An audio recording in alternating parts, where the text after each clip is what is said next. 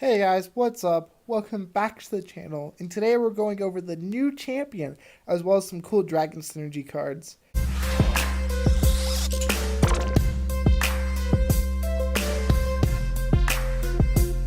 Alright guys, so to start we have Aurelion Soul, a 10 mana 10/10 champion. That's pretty weird. With Fury and Spell Shield. Fury states that when this creature kills another creature, an opponent's creature, it gets +1/+1. So that's pretty neat.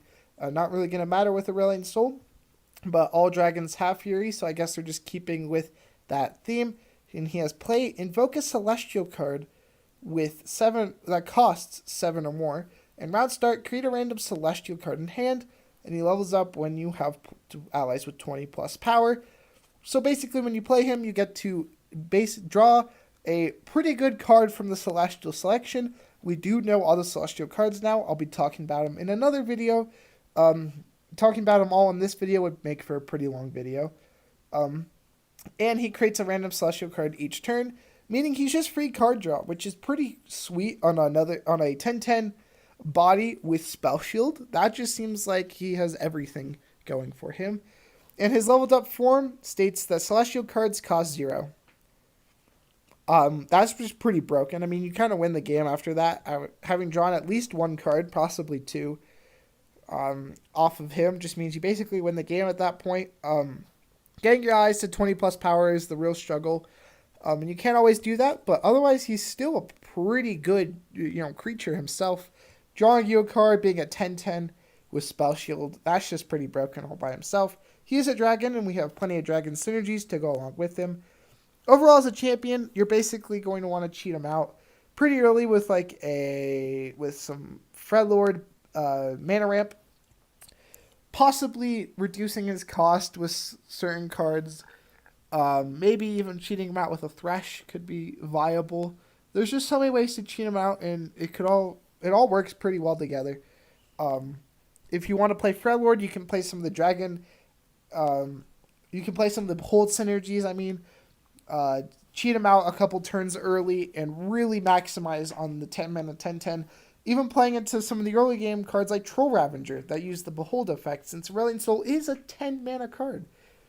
A leveled up, you don't even need to play Celestial cards for him to be good. He makes them by himself. And if you ever get him leveled up, you win the game anyway. So you don't really need that many Celestial cards to win the game at that point. You really want to put in some early game stuff that means you live to get him out, and even some stuff that helps you get him out earlier. So, as a whole, the champion is pretty great. I don't have much to say. He's basically a 10 mana 10/10 with a great ability. Works well with Dragon and Celestial synergies. It's pretty self-explanatory. Just cheat him out and you win the game. So next we have the Infinite Mind Splitter. An 8 mana 8/8 that says play, pick 2 enemies, and round start stun them. Right off the bat, I recognize the similarity to like Minotaur Reckoner and Yone, where it can stun things each round, 2 things like Yone each round, like the Minotaur Reckoner. So maybe it has a place in a deck like Yasuo. That seems like the most obvious place. Maybe in a dragon deck as a good finisher. The only problem is it doesn't get you the stuns right away. Like Yone being 1 less mana, and being able to get the stuns immediately, meaning you can close out the game that turn most of the time, is a pretty powerful effect that you have to have. With the Infinite Mind Splitter, you're getting them on the next round, which is kind of weak because it means unless you're attacking on the next round, you're going to have to wait a turn. And the turn you are attacking, you're going to stun them, but they have time to remove the Infinite Mind Splitter and you don't get the immediate effect, which means it's an 8 mana. 8 mana into the removal spell, you don't get any immediate effect like you should with like a card like Yone. So I just talked a lot, but basically the card's bad because you need to win the game by that turn, or you're playing Aurelion Soul and don't need another good finisher like this card.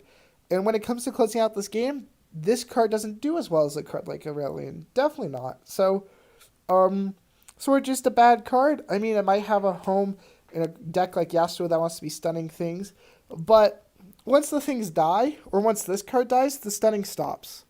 And that is just, you're putting too much into this one card, and if it gets removed, you kind of just lose. So I don't see it being a good enough card. Next card we have is an Involius Vox, a 6 mana 5/6 dragon with whenever an ally with Fury, basically every dragon, deals damage, kills an enemy, for the first time each round to create a random dragon in hand. So this is a card draw synergy for dragons that deals with attacking. Basically a good mid-range card for dragon synergies. Most the dragon deck is probably going to want to be mid-range. You're going to be using this to get some dragons, some card draw. It has a large what's the word I'm looking for? It can get you infinite dragons potentially. I mean, like cards with this effect can usually be pretty much abused pretty well, especially if you're playing a card like single combat. But the only problem I see with this card is we have a better draw card for dragons, which I'll talk about in a minute. And being 6 mana, and if you don't get a draw off this and it dies, or you get, or your opponent somehow counters one of your single combat or something that's going to get you a drop and now it doesn't, makes this card hard to play. I think it's a good card, don't get me wrong. It's just a little bit more clunky than the other card draw we have. So, unless it's a redundant card draw effect and being this on top of the other one, I just don't know if this card is going to be good enough. And of course, these cards are both epics, so you can just say they're bad. That was a joke. So next we have Star Shaping, a 5 mana burst speed. Invoke a celestial card that costs 7 or more. Pretty good, but for 5 mana seems like a redundant effect, especially when we have it on a 3 mana creature. And heal an ally or your Nexus for 5. Basically, this card is worse than something that can heal your Nexus as a body. Oh, and comes with the body, sorry. We've seen plenty of those in Targon recently. Sort of like Kindly Tavern Keeper effects. I can't remember what they're called, but you have that one Pegasi. You have all these cards for the supposed healing champion. I don't know if she's still coming out. I think she is. I don't think anything's changed there, but when it comes to healing, Targon has much better cards than this. Maybe with the healing champion this could be good. I don't know. The Invoke, you just have so many ways to do that this card itself is very redundant. And healing your Nexus for 5 is sort of like, why would you do that when you can play Kindly Tavern Keeper? Heal your Nexus for 3 and then get a 3/3 body. It just seems so much better. So this card just seems redundant and not better than what we already have. Next we have Messenger's Sigil. 1 mana burst speed, shuffle the 5 The Messengers into your deck. This card is like counterfeit copies. That's the first thing I think of. Shuffling cards into your deck can be strong. You are discarding a card to get this effect by playing it from your hand and getting no value out of it immediately.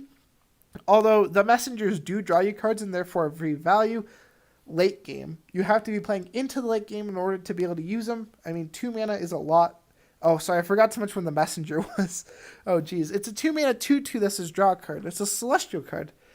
So you're going to be playing it for 2 mana, drawing a card and getting a free 2/2. Late game, that's pretty strong. You're getting more value than your opponent in that case.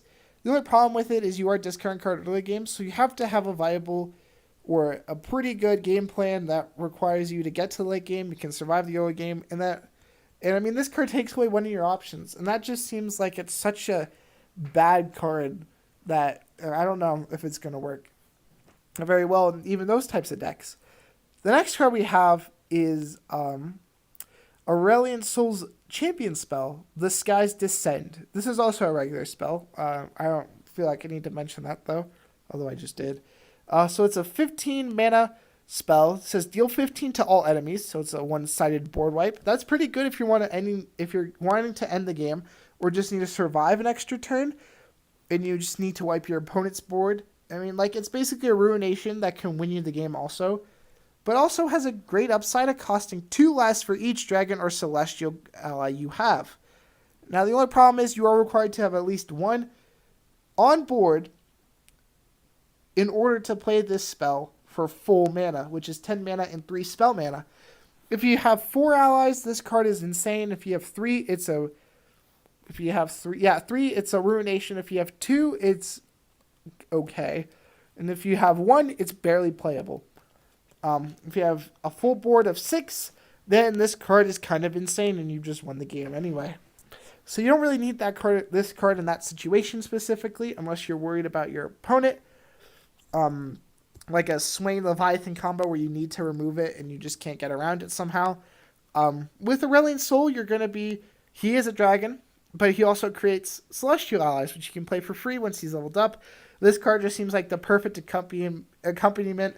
If you're playing into a dragon synergy, this is a great board wipe, a great way to sort of surprise other mid-range decks, maybe even other control decks, with a way to win the game despite their best efforts. And it's also a good way to reset the game, sort of put it back in your favor from a difficult spot, which is pretty great. Being Aurelion Soul's champion spell means you're going to be playing it a lot with him, which is pretty strong. I'm not sure if a Dragon Celestial deck is going to be very good yet. The Invoke synergy and the Dragon synergies don't seem to line up well yet. Except for Aurelion Soul, he's kind of in this card, of course, they're the only links between the strategies. I think Dragons are going to have an easy time being a good competitive mid-range deck, and I think Celestials, especially because of Aurelion Soul now, will have a good time being sort of a really slow, grindy deck. But combining the two just doesn't seem like it's going to work yet. So, early today, they also released some other Dragon synergistic cards that I'm going to talk about as well in this spoiler video.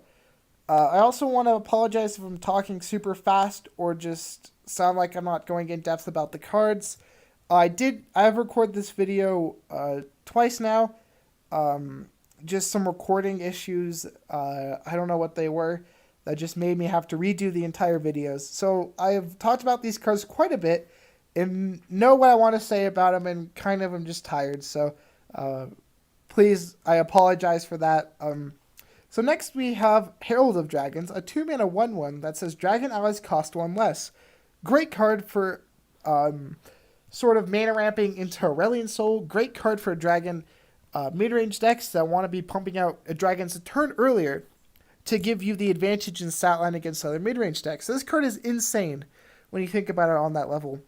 Playing a 3-mana 4/4 is pretty good. Playing a 4-mana 5/5, if you count the Fury on some of these dragons, or all of them, sorry, is super powerful. So this card, if your opponent doesn't remove it, is pretty great. If you're going against the mid-range mirror, all they're going to have is pretty much single combat, and putting a single combat into this is amazing for you and really bad for your opponent, but they sort of are forced to, or else they lose. Control decks can basically get rid of this card, and you don't care, because of the fact that you're still going to be playing your dragons on curve. You don't really care about casting them for 1 less because it's a control deck or control mirror. This card is not control mirror, but you're going to have against a control that wants to sort of slow your game plan down. Obviously, this card is super strong at beating in a control deck because it lets you play more aggressively. But even if it gets removed, you still have pretty good odds with the dragon deck. So, I guess aggro is kind of whatever. So next we have White Flame Protector, 4-mana 4/4 Fury. This was the 5-mana dragon I was talking about. 3 mana with the Herald of Dragons is super strong. 3-mana 5/5 is great. I'm saying 5/5 because it makes a trade and it gets the buff. Meaning it's a 5/5 as long as it's killed something, and then of course you have to subtract the power from that. In theory, it's a 5/5, right? In practice, it's a 5/5 because of the mid-range style. You're going to want to be making good trades with your opponent's cards and sort of beating them out. And being a 4-mana 4/4 Fury is fine in a dragon deck. It actually has a lot of potential, I think. It might not be played, but as a 4-mana 5/5 that fits with the dragon synergies, can be played a turn earlier with Herald of Dragons. Just seems like too good of an opportunity to pass up. The next we have is actually a Demacia one. The rest of these cards have been Targon. It's a 5-mana 4/5 Fury Challenger. So it's basically a 5/6 Challenger. So really this card has to compete with Swiftwing Lancer for its spot. Swiftwing Lancer does have the better attack, which hardly matters usually. But it also gives you effect when it dies, which means it's less of a committal card. But this also has a much harder time dying. 5 health, and then the 1 extra health means it can actually kill something, and your opponent has to use 2 removal spells instead of 1 usually, depending on what the Screeching Dragon's killing. but also can attack twice and usually live after killing 2 things, which is super strong. The only problem is it doesn't have that, it's more committal. It definitely works with dragon synergies better, though. Overall, I think this is a great card for the dragon deck if you choose to go down the Demacia route. Overall, it's going to have a hard time entering the Bannerman deck unless it's a very specific case. All right, that's all I had. All right, next we have a Fused Firebrand, a 5-mana 5/5 Fury Spell Shield. This card is actually pretty good. 5 mana for a 5/5 Spell Shield? Oh, that's insane, I think. Like, it doesn't have the same value as a Barrier, but it does mean that, like, Barrier usually only lasts until the round. This can last until they pop it. So, while Barrier can counter direct damage and the combat, this can only counter direct damage, but it can also counter direct removal, as in a kill spell. It can't stop the combat damage, but overall, the fact that it does have Fury and is a dragon means that Spell Shield fits it much better. It means it's very hard for your opponent to kill. They have to pop it, or else the Spell Shield stays there permanently.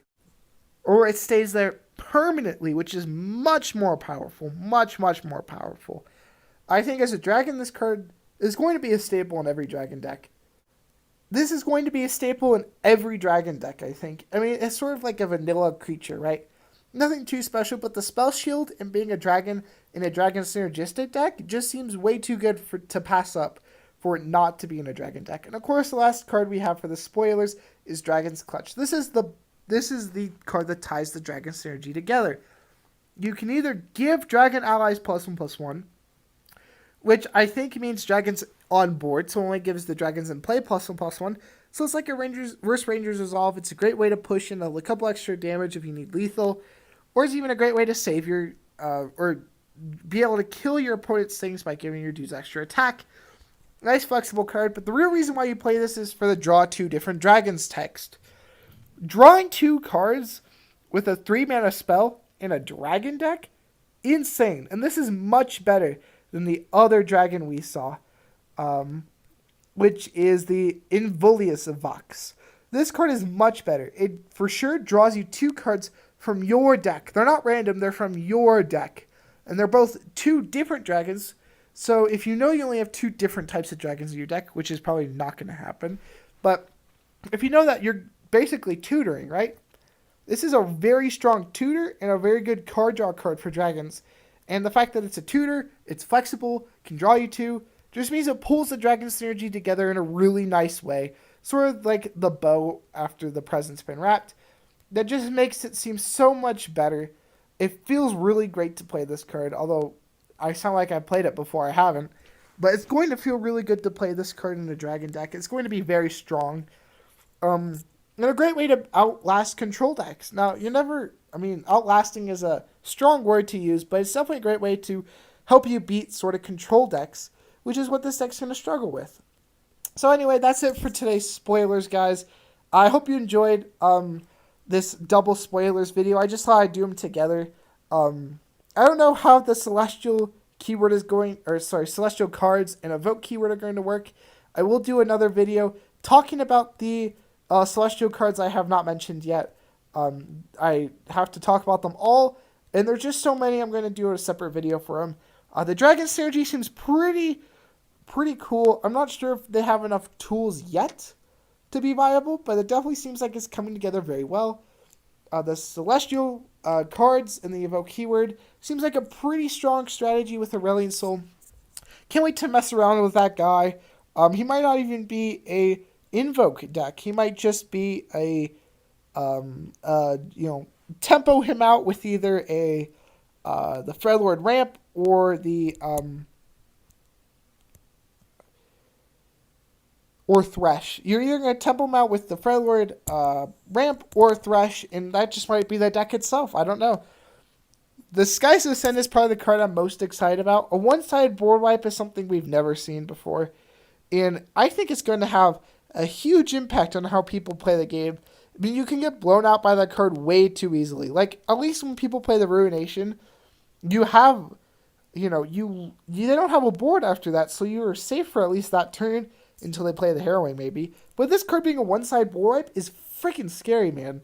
Like, that's insane. Anyway, guys, I hope you enjoyed these Dragon spoilers. And I hope you stay tuned for the next video where we talk about the new Celestial cards. Anyway, guys, that's it for this video. I hope you enjoyed, and I'll see you in the next one.